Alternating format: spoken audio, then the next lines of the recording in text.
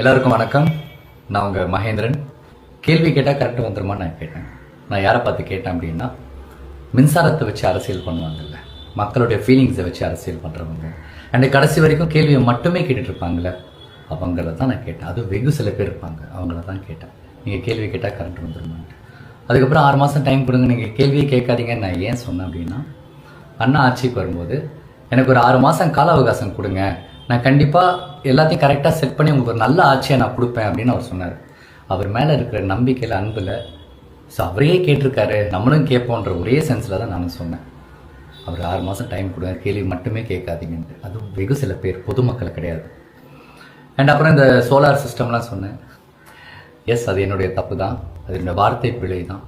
நான் ஒன்றும் பயங்கரமான ஸ்டூடெண்ட்லாம் கிடையாது. நான் ரொம்ப கஷ்டப்பட்டு 10th முடிச்சுட்டு அப்புறம் 12th போய் 11th 12th ஐயோப்பா படிக்க முடியாமல் நடுவிலே ஓடி வந்துட்டேன். ஸோ ரொம்ப சாதாரண ஒரு ஆவரேஜ் ஸ்டூடெண்ட் தான். ஸோ அதனால் நான் தப்பாக சொன்னேன். அதை நான் வந்து சோலார் எனர்ஜின்னு சொல்லியிருக்கலாம், சோலார் பவர்னு சொல்லியிருக்கலாம், சோலார் பேனல்னு சொல்லியிருக்கலாம், இந்த மாதிரி நிறைய விஷயம் சொல்லியிருக்கலாம். அங்கே நான் சரியாக என்னால் சொல்ல முடியல. நான் என்ன சொல்ல வந்தேன்றதை இப்போ நான் சொல்கிறேன்.